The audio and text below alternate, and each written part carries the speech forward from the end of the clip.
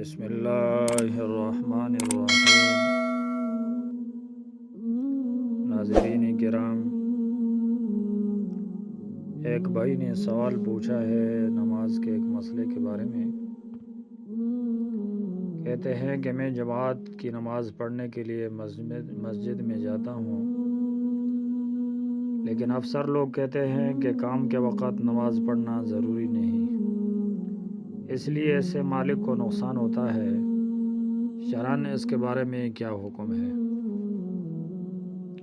تو اس کا جواب یہ ہے کہ افسر کے کہنے سے جماعت چھوڑنا جائز نہیں۔ ایسا افسر سخت گناہگار ہے۔